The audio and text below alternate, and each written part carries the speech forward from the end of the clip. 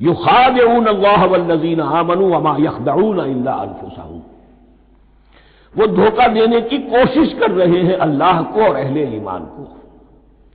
دیکھیں یخادعون جو ہے یہ باب مفعلہ ہے، باب مفعلہ میں کشمکش ہوتی ہے، کشاکش ہوتی ہے، لہذا ترجمہ میں نے کیا کوشش کر رہے ہیں۔ وما یخدعون الا انفسهم، یہ ثلاثی مجرد میں آ گیا، اور نہیں دھوکہ دے رہے مگر صرف اپنے آپ کو، یہ یقینی ہے اپنے آپ کو تو دھوکہ دے رہے ہو، لیکن یہ کہ اللہ اس کے رسول کو اور اللہ اور اہل ایمان کو دھوکہ نہیں دے سکتے۔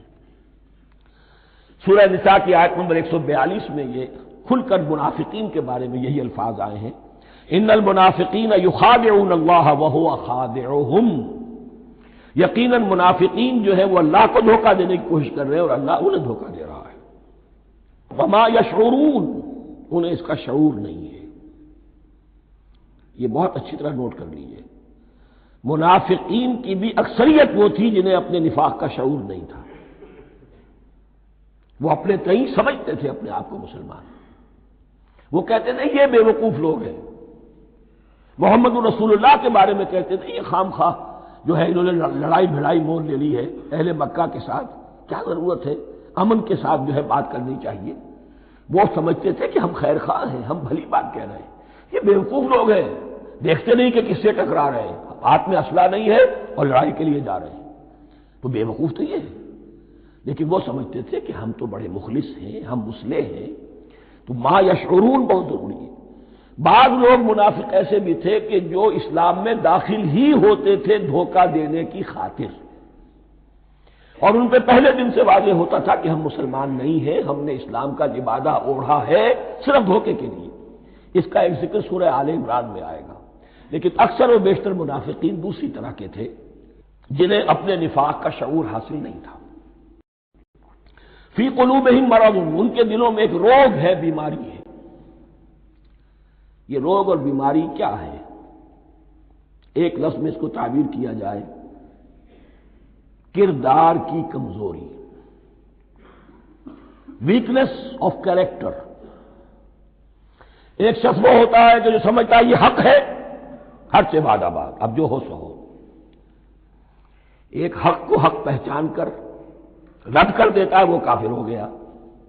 ایک حق کو حق پہچان کر آیا تو صحیح، لیکن ویکنس آف کیریکٹر کی وجہ سے قوت ارادی کمزور ہے، آخرت بھی چاہتے ہیں، دنیا کو بھی ہاتھ سے دینے کو تیار نہیں، یہاں کا بھی کوئی نقصان نہ ہو اور آخرت کا بھی سارا بھلا ہمیں مل جائے۔ یہ وہ لوگ ہیں در حقیقت کہ اس کو کہا روگ۔ فی قلوبہم مرض فزادہم اللہ مرضا، تو اللہ نے ان کے مرض میں اضافہ کر دیا۔ یہ اللہ کی سنت ہے، آپ حق پر چلنا چاہیں حق کا راستہ آپ کے لیے آسان کر دے گا، آپ برائی کی طرف جانا چاہیں بڑی سے بڑی برائی آپ کے لیے ہلکی ہوتی چلی جائے گی، کوئی خاص بات ہی نہیں، چلو یہ بھی کر گزرو، جب یہ کر لیا تو یہ بھی کر گزرو۔